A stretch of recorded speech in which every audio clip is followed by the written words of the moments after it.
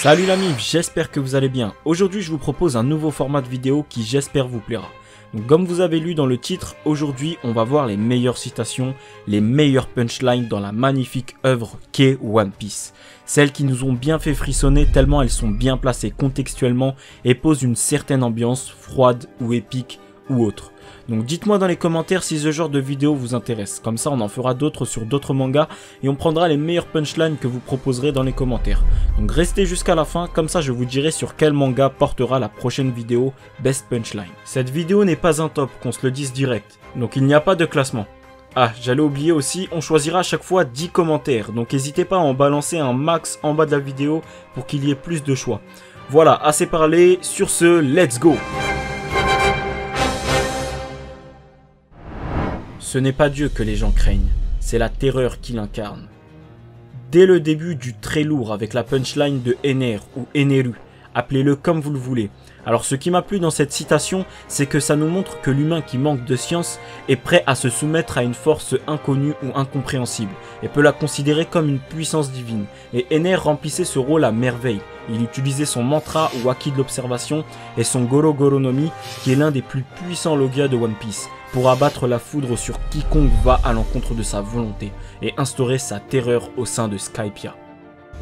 Ne pas voir la corruption de ce monde est un plaisir uniquement connu des aveugles. Fujitora, l'amiral aveugle qui a sa propre vision de la justice. Pour lui, le monde est rempli de pourriture et la corruption bat des ailes très haut dans le ciel. Et son objectif est d'en finir avec tout ça, en commençant par supprimer l'alliance des Shichibukai et de la marine. Et quand il a dit ça, j'ai eu des frissons tellement ses dires sont impactants dans One Piece. Car ce personnage est un des 3 puissants amiraux.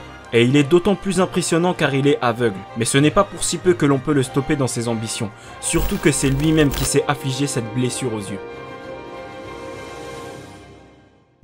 Je suis un homme qui veut faire partie de l'équipage du futur roi des pirates. Je ne peux pas être intimidé par une simple Yonkou. Pouh! Quand Jinbei il a dit ça, j'étais tellement pas prêt. Ça faisait longtemps que j'attendais le moment où Jinbei allait vraiment entrer dans l'équipage de Luffy, mais pour ça il fallait qu'il quitte d'abord celui de Big Mom.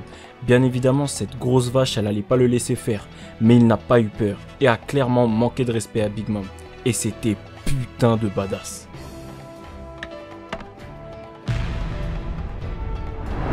Disons que j'ai fait un pari sur l'avenir. Pour celle-ci, j'ai vraiment kiffé, d'une part parce que Shanks est l'un de mes persos préférés dans One Piece, mais aussi dans quelle situation et face à qui il dit ça. C'était à la fois émouvant et badass, car il arrive sur le Moby Dick de Barbe Blanche avec un haki des rois hyper puissant, et Barbe Blanche lui demande à travers leur discussion comment il a perdu son bras, et en une phrase, il nous ramène au tout début de notre histoire pour ne pas nous faire oublier que Luffy deviendra un jour le futur roi des pirates. Les hommes ne cesseront jamais de rêver. Entendre cette phrase de la part de Barbe Noire, même si c'est une grosse ordure, m'avait fait grave rêver à l'ancienne, quand tu sais après que c'est l'homme qui se rapproche le plus du titre de Seigneur des Pirates avec Luffy. Et tu sais que c'est pas n'importe qui, vu comment on nous le présente la première fois. Lorsqu'il a dit ça, je me suis rendu compte que tu sois bon, mauvais, petit, grand, faible, fort, noir, blanc, homme, femme, l'être humain continuera à jamais de rêver. Et c'est ça l'esprit One Piece. Quand croyez-vous qu'un homme meurt? Quand il se prend une balle en plein cœur? Non. Quand il est atteint d'une maladie incurable? Non. Quand il a avalé une soupe de champignons vénéneux? Non. Un homme meurt lorsque son souvenir tombe dans l'oubli. Docteur Iluluk, grand personnage de One Piece, et je trouve qu'on parle pas assez de lui d'ailleurs. Un des moments les plus tristes de One Piece à mes yeux, lorsqu'on nous présente le flashback de Chopper et l'histoire qu'il a vécue avec son père adoptif, qui a dit quelque chose de puissant, car c'est totalement ce qui fait qu'un homme devient quelqu'un d'important. Car même si physiquement il est décédé et qu'il ne fait plus partie de ce monde, il continue à vivre grâce aux souvenirs et à la marque qu'il a laissée derrière lui. Et c'est exactement ce que Gold Roger a fait en créant une nouvelle ère de la piraterie, avec le One Piece. Dieu créa les aliments, et le diable les épices. Je crois que cette fois le plat était un peu trop épicé. Et oui, forcément, le cuistot des Mugiwara vit Smoke Sanji pendant son combat contre Jabura. Tout d'abord, on met les choses dans leur contexte. On a un Sanji complètement éclaté à cause de son combat contre Khalifa, il s'est fait changer en homme savon et on n'avait plus beaucoup d'espoir quand on voit que Usopp, ou Sogeking, allait se faire tuer par Jabura en loup. Et bim, d'un coup Sanji débarque en foutant un gros kick dans la gueule à Jabura, et ce dernier lui demande « T'es qui toi ?»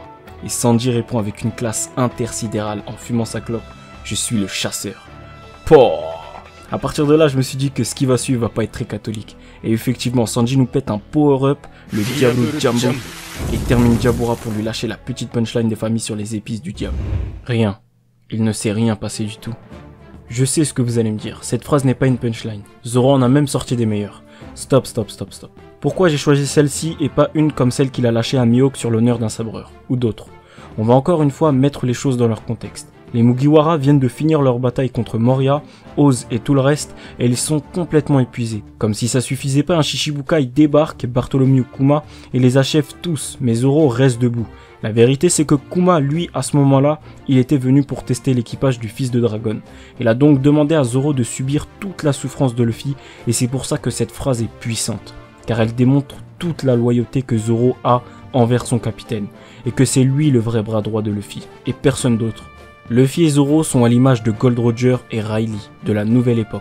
Sanji le retrouve couvert de sang et de blessures, et lui demande qu'est-ce qui s'est passé.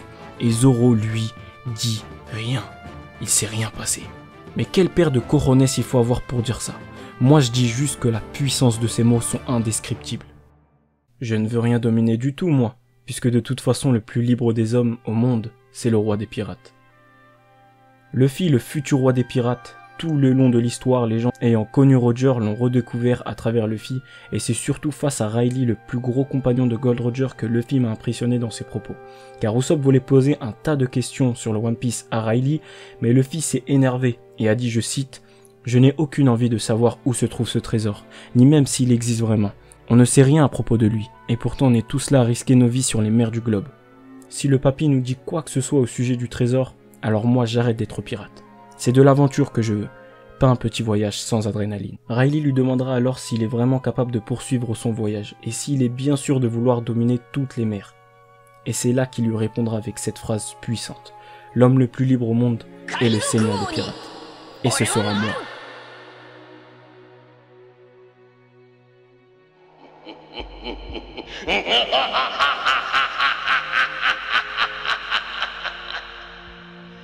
Mon trésor,